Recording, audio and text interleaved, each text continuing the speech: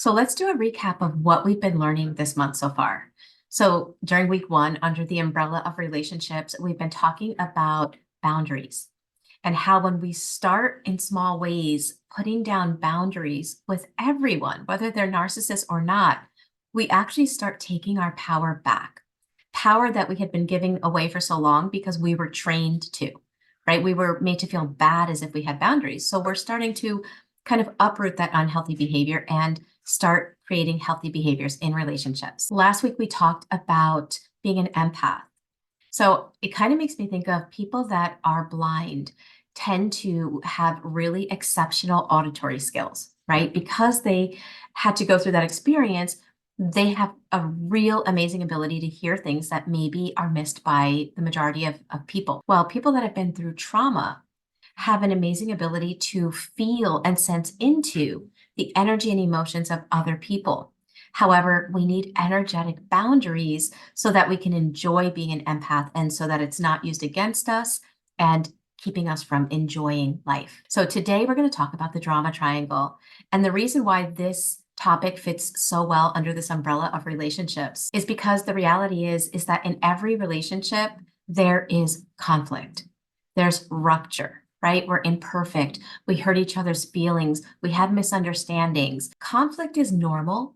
Rupture is normal. Healthy relationships aren't about there's never any rupture, there's never any problems. No, we have our misunderstandings and we have repair. We meet together as a team and we reach resolution. We compromise for the happiness of each other. Well, that doesn't take place in narcissistic relationships. There is rupture after more rupture, and there's never repair. Think about it. Any discussion with a narcissist, first of all, you never feel like you're on the same team. It always feels like a battle, which we're going to really dissect and understand once we start talking about the drama triangle. And narcissists have all of these tactics that they use in conversations like projection, blame shifting, the silent treatment, stonewalling, DARVO, which is deny, attack, and then reverse victim and offender roles. They have all of these tactics that they bring into every conflict, but all of those tactics to me are symptoms of the narcissist being on the drama triangle. And so if we were raised with parents that did this, or if we were in long-term relationships with significant others that did this, then sometimes we can also get pulled into the drama triangle when we don't understand it, or we can wind up entering it even if the toxic person is gone because we're not understanding exactly what's happening because it's kind of been our default, right? It's all we knew with conflict. And so I know with myself, it was so helpful to learn about the drama triangle and how to not get sucked in and how to not enter it. Not that we're all perfect, right? There are times that it can happen, but we catch it faster and faster, and we learn different ways of communicating in relationships, and it helps our relationships so much. As a reminder, sometimes when we're talking about this information, it can feel uncomfortable because whenever we're looking at unhealed wounds, which are what drive the drama triangle, whenever we're talking about them, our body's listening and it starts getting uncomfortable. Kind of like imagine you're in a room, right? And you start talking about somebody and you're looking over at the person, that person's going to feel uncomfortable, like, you're talking about me.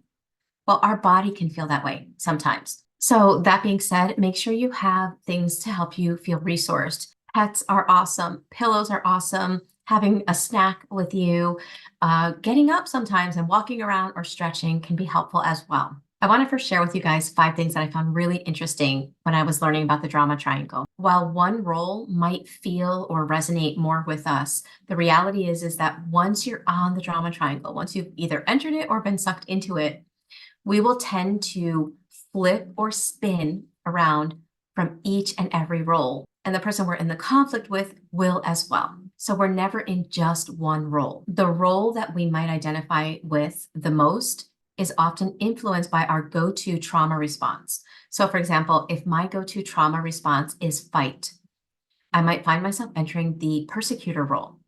If my go-to trauma response is freeze, it might be victim. And if it's fawning, it might be rescuer. And something else that influences which role we might enter is our attachment style. So if we're avoidant, we can tend to wind up going into persecutor. Not that it's 100% accurate all the time. These are just generalizations. And if we are anxious, we can often identify with the rescuer or victim role as well. Even though there's only one role that is established as victim, the reality is that all three roles are victimized states because they all require something or someone changing outside of us in order to feel like we can have, be, or feel what we're hoping to have, be, or feel on the inside.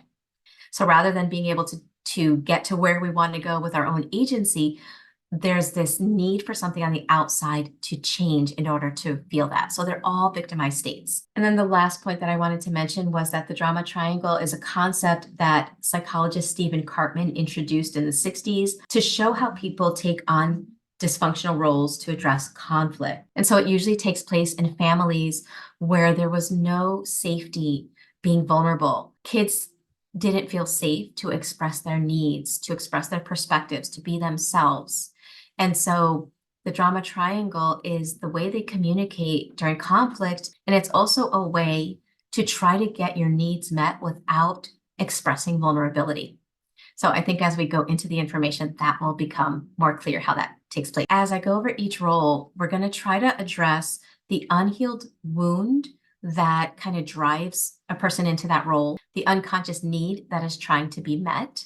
We're going to look at how narcissists often are in this role, how people that aren't narcissists, and how sometimes if we don't uproot or heal the unconscious wound or the unmet need, then we can even be in a drama triangle, not even with people, but with patterns in our life. So that being said, let's start with the persecutor role. The persecutor role, the unhealed wound that pushes somebody to be in the persecutor role is often they were made to feel bad.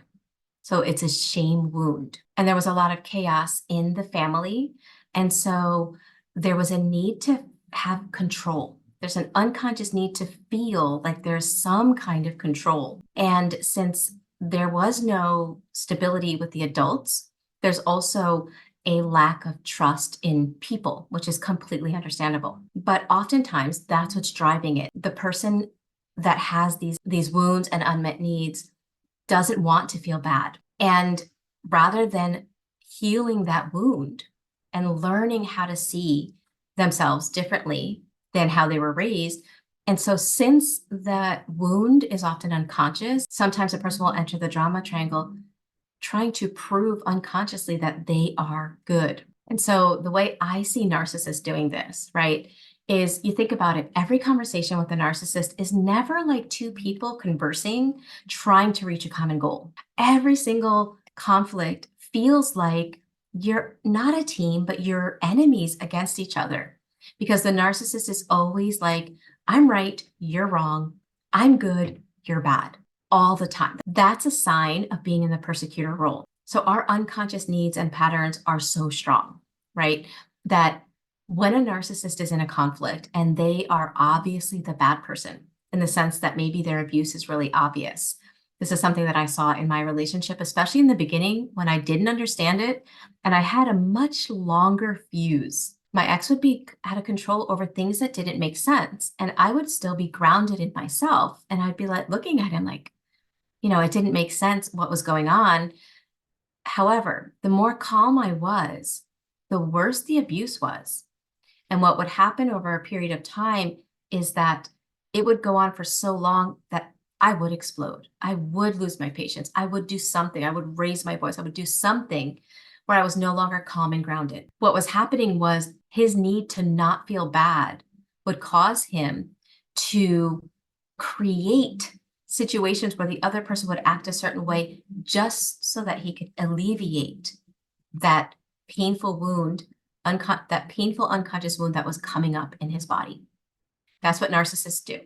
They'll provoke you to feel what they don't want to feel, and then they feel better. We then step into persecutor role because we're so angry, we can't take it anymore. We act in ways that are outside of how we usually are, And then the narcissist flips the victim role. Like, look at you. I can't believe you're treating me like this.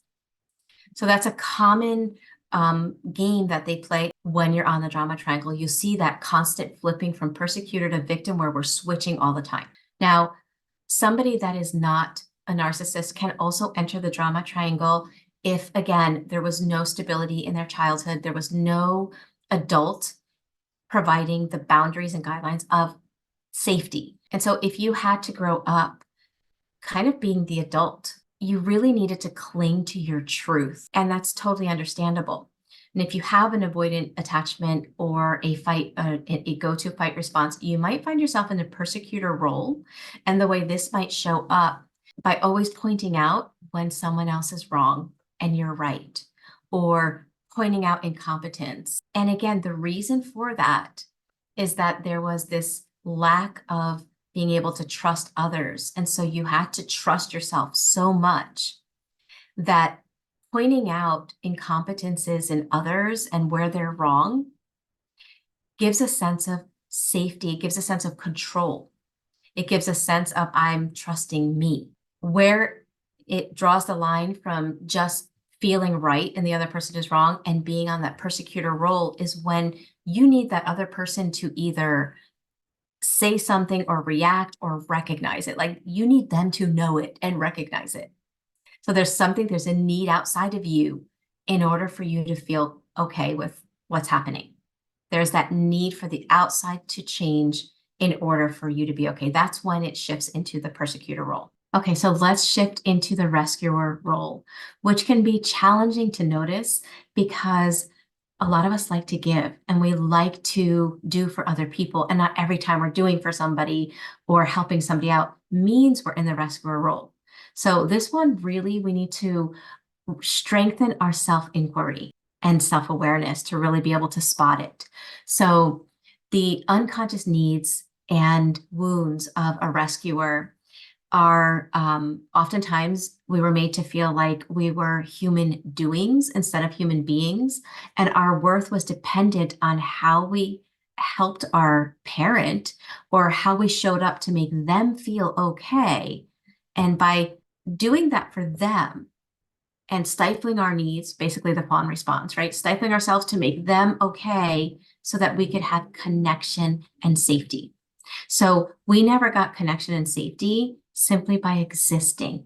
And so that's what often drives the rescuer role. So the wounds are, I'm alone, I'm going to be abandoned if the other person doesn't find me worthy, if I'm not doing enough, then I'm going to be abandoned. So those are some of the wounds that are there as well. The way narcissists show up in the rescuer role, there's two ways, right? Because again, this is all about getting unmet needs met without actually knowing and addressing them or taking ownership for our needs as well. And I say that not in a shaming way. It's just an unconscious thing that takes place. We're not choosing to do that. So we really have to give ourselves grace with this. The way I see it with narcissists, I see them doing or shifting into the rescuer role in two different ways. Obviously, there are plenty other ways as well, but these are the two that come to mind.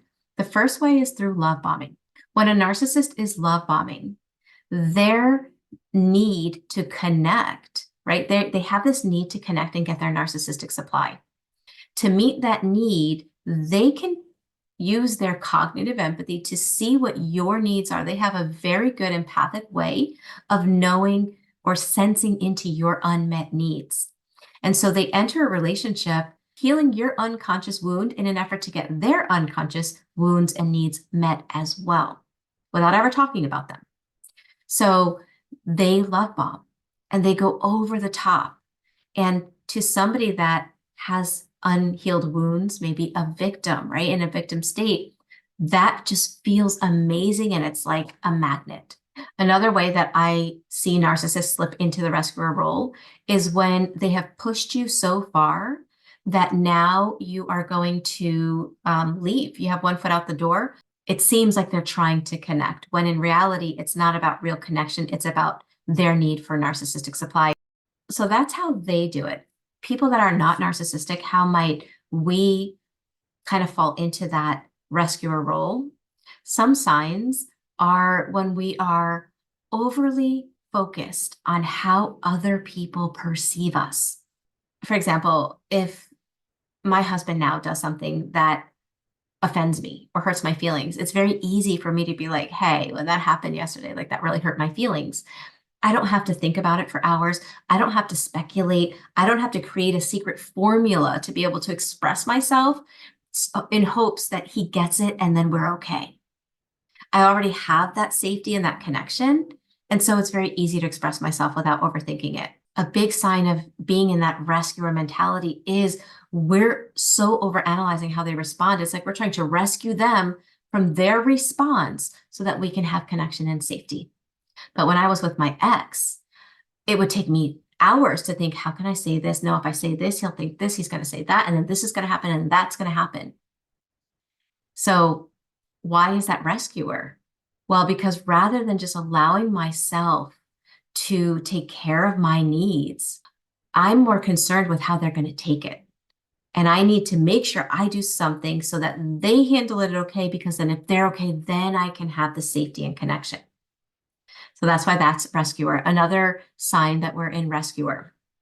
And this can be hard to spot. This one is really hard, rescuer, because we like to give, right? And not every time we're giving or helping somebody means that we're in rescuer role. But anytime we are feeling superhumanly positive and superhumanly healed and superhumanly compassionate and ready to give and ready to help somebody, that over the top that has us just giving and thinking about people, even when they're not asking for help. And we're just always thinking about other people's problems and how we can help them. Oftentimes, subconsciously, we're bypassing the vulnerable emotions that weren't safe to feel in childhood, right? That behavior of, I'm not going to look at my stuff because that's uncomfortable, but I'll look at yours and I'll help you with that, feels comfortable because that's what we had in childhood. So this is a hard one to spot, and it really takes a lot of self-inquiry and self-awareness to see, well, am I doing this because I'm bypassing things that I'm not used to being with in order to help somebody else? And one more sign that we can look for is if when we are giving, is it because we are doing it because we want to, or is there an underlying motive of, if I do this, then they're happy with me, then we're connected, and then I'm safe, right? If it's just, I'm going to do this because I want to, and it feels good, then that's just giving, right? Rescuing is stifling or not taking care of our needs in an effort to take care of others because it's meeting that unconscious need of connection and safety. And it helps us to overcome a fear of abandonment. Oftentimes, the unconscious wound that drives victim mentality can be a fear of abandonment, as well as a need for connection and safety. So again, a lot of the wounds and the unconscious material in all three roles are the same. And so what determines which role we wind up gravitating to more is often determined by, again, our attachment style and our trauma response. So just throwing it out there, if you're like, well, hey, that's the same as this role. Yes, it's very true. A lot of the unconscious wounds are similar. So there are these unconscious wounds, right? That am I worthy? Do I matter? Am I enough? And unfortunately, narcissistic parents oftentimes can train and condition at least one child to be in the victim role, where when the child is depending on the parent, right, and doing things exactly how the parent wants, they get something positive out of that. And so that child learns, I can't do for myself because then I'm not connected to my caregivers, and that means I'm in danger. And so they can get stuck in that victim role and that victim mentality. Then they grow up and they're never able to really function as adults because they've become so dependent on the narcissist. That's something that I've seen. And remember that there's a difference between being a victim and having victim mentality. On this role, it's really referred to victim mentality, because anyone that had narcissistic family systems was a victim, because a victim is someone that experienced something horrible that was out of their control.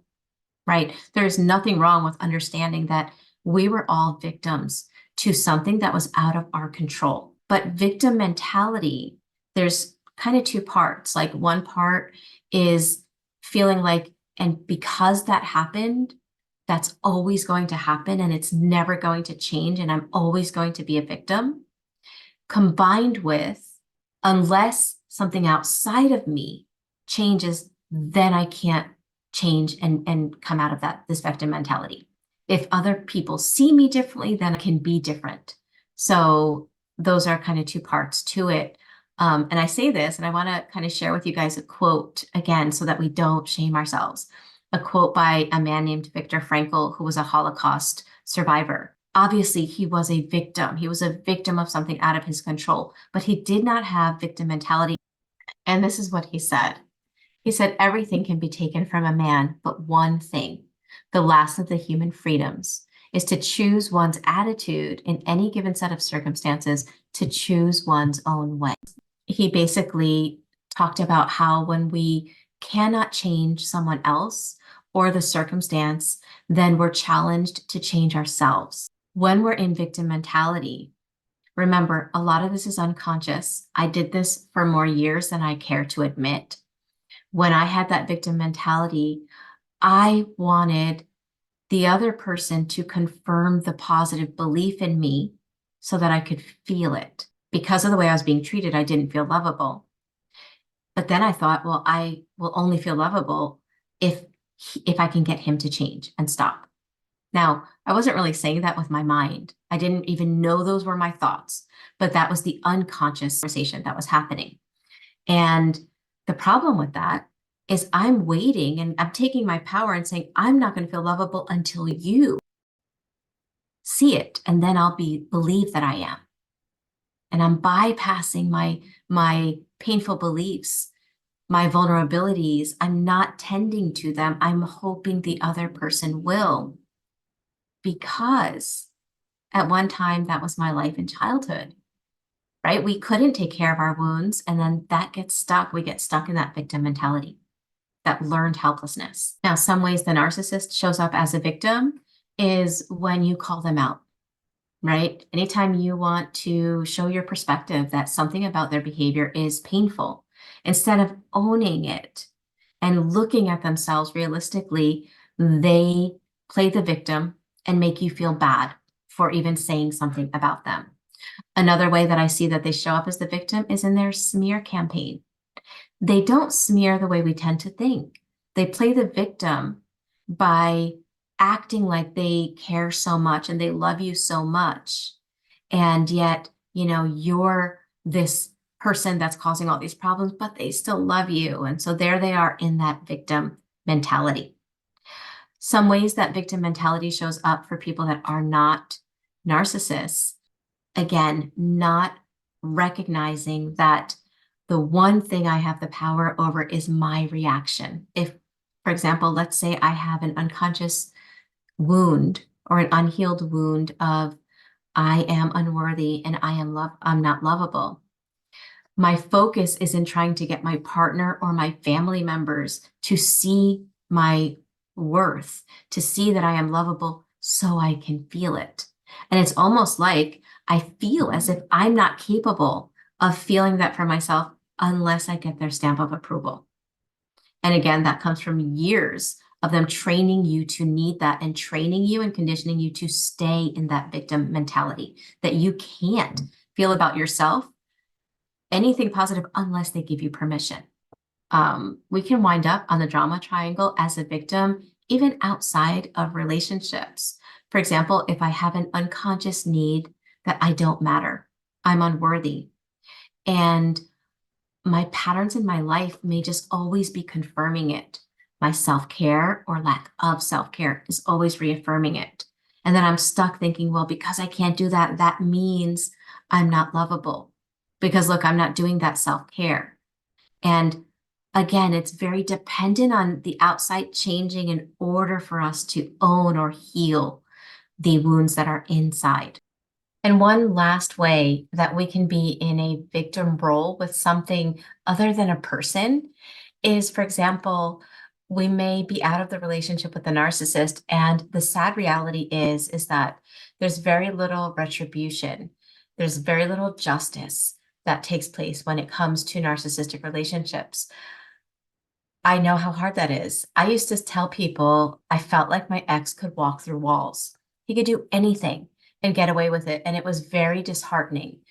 Um, but we can stay in the victim role when this happens, when we kind of get this mindset that somehow if I heal, if I let it go and I get on with my life, that somehow that's letting that person off the hook. They're not really getting to know and see what they did and face what they did. And so, again, the whole thing with the drama triangle is needing something outside of us to take place in order for us to be able to be okay. Unless that person suffers for what they did to us, we can't be okay. And we really have to realize that that keeps us stuck. And sadly, to the narcissist, they like that. They're not learning anything. It's not getting to them. If anything, it feeds their narcissistic supply because they're like, wow, look how powerful I am. I broke that person 10 years ago and they're still stuck. I must be so powerful. Sadly, that's how they see it. And so we break out of that victim mentality when we realize we don't need anything from that person in order for us to heal.